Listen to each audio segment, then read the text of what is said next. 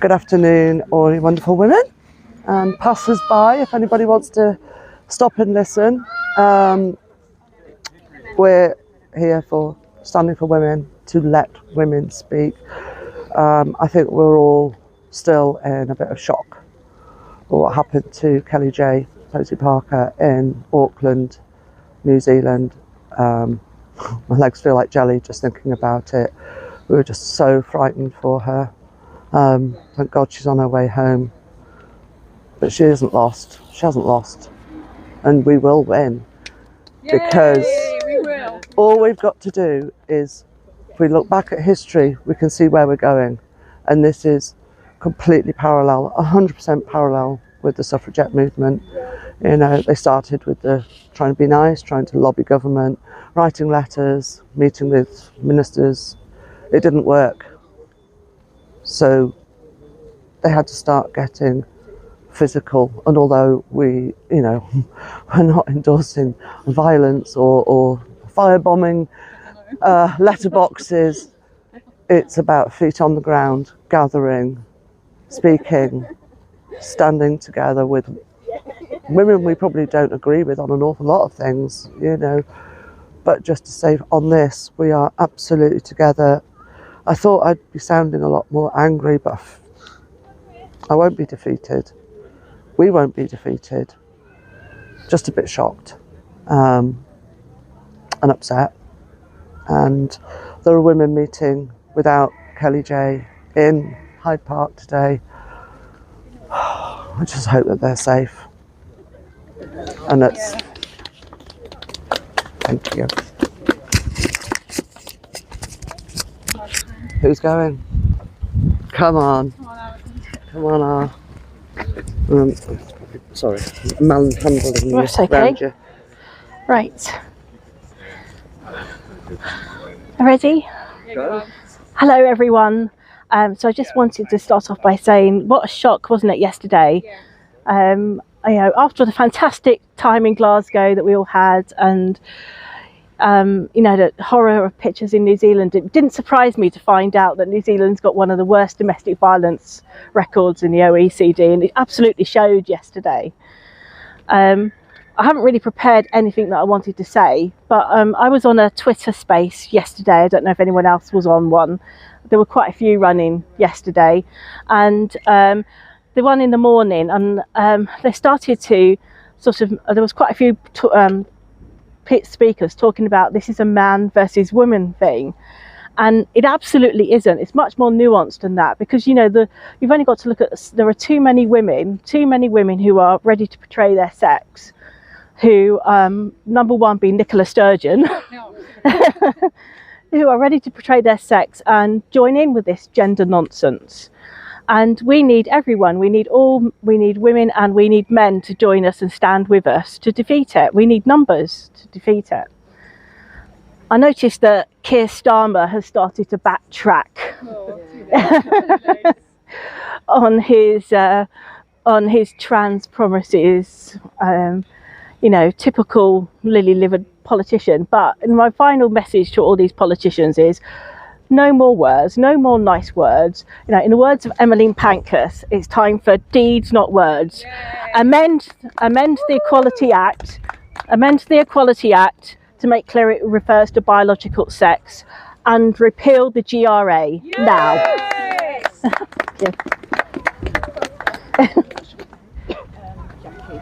Jackie, but I use it on Twitter and random. Sorry. Oh, go on.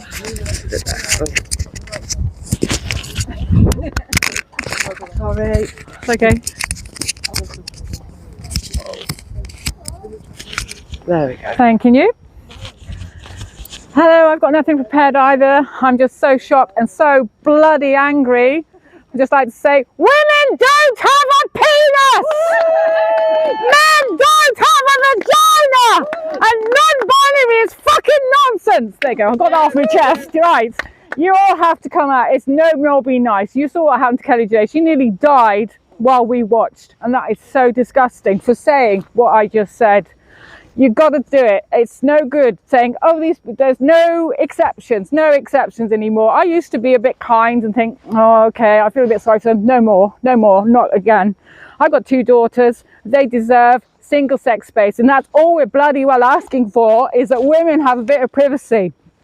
There's always been girls who are raped, hurt, abandoned, killed because of their sex.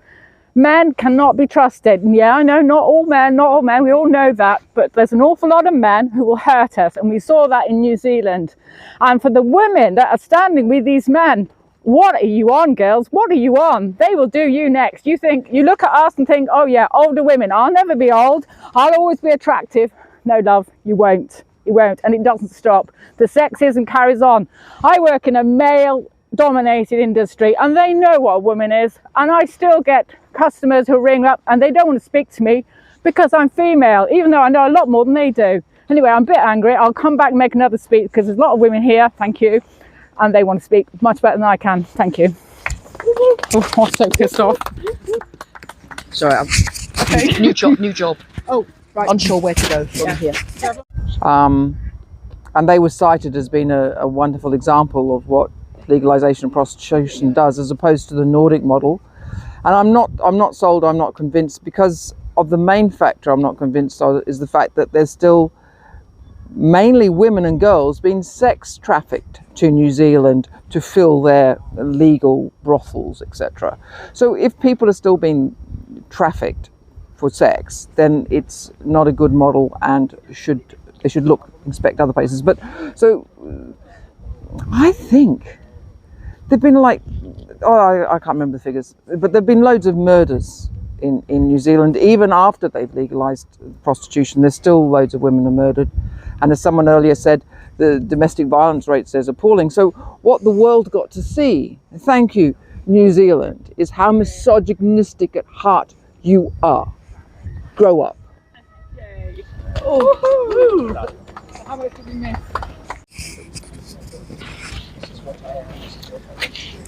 Oh, who's got the mic? Oh, thank you. A Facebook friend who would like to remain anonymous asked if I could speak for her and her girls. She said she put it up on her live feed, but realised her name was in it and had taken it down. It was written on Mother's Day. It says, I have been diagnosed with metastatic lung cancer and my time is very short. If there were no women like you, Kelly J, the women here, my wife, who is now my carer as well as mother, and millions of other women, I would fear for my 9-year-old daughter's triplets' future. Every time I watch Let Women Speak, I see you all speaking for my girls and I see hope. Thank you, all of you, regardless if you're mothers or not. Thank you. Well said. Well said. As somebody just mentioned here, the abomination that is Billy Bragg. Yeah. Hashtag Billy Bragg is a misogynist. Yeah, don't give him any publicity. Ignore him. He's just vile. Yeah. I want to talk about, we haven't met since International Women's Day. What an absolute... I don't know what to say. I mean, I want to say things, but I'll probably get the sack. But I did question, because it was all about equity. Equity of gender equity. What does that even mean? Because everybody gets a prize, the men too. I was shut down in a chat and basically said, if you want to talk about this, we'll talk about it afterwards. Which I just thought, nah, I'm not going to talk later if you can't talk now. And it was a woman with blue hair who has a trans child. And this stuff has been spouted in the NHS. And I just don't know how to fight it. I need more people to fight it with me, because nobody's going to listen to me. But I'm just so incensed every single day. Banging on again.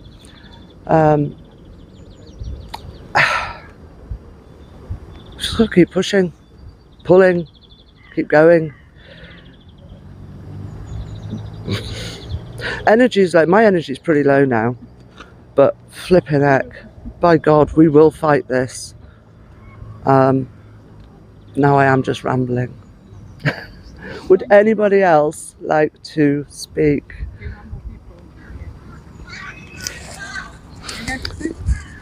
You can have a let off this week if you like. You can go off camera if you want. Oh, well done. Am I Neil. just talking straight into You this? can talk straight into that. Well done. So I've just been hesitating about coming forward because I have a new job, and I'm a bit tearful. I feel inhibited that I cannot speak my own mind, my own views, because I'm worried what the fallout would be within my job. So that in itself makes me so angry. How can that be, that we're in a situation where I can't stand up and talk about biological fact, that I'm frightened to do it? Anyway, what I really wanted to talk about was something that's been brewing in my mind for a while now, and Helen Joyce spoke words that crystallised it, and I think we need to think perhaps a lot about how we handle the families who have bought into this. So many families have, what words do we use? Facilitated, allowed, encouraged, been coerced, been convinced to do horrific things to their children. And Helen Joyce made the point, it was dependent on the whole of the world, society, going along with it. And that's not going to happen. And these young people are going out into the world told lies, and they're going to come slap bang into the face of reality. And it's going to be awful, really awful. And the children themselves, who are now young adults maybe, have their own set of issues. But I do wonder about the parents in this situation. Okay.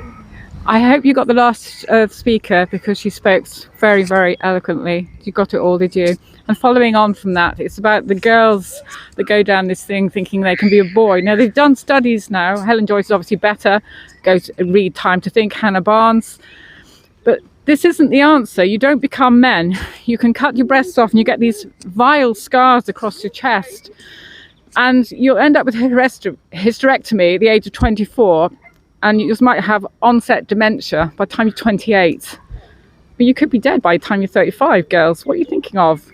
I was a late mother, and it's the best thing I've ever done. Don't ever give up.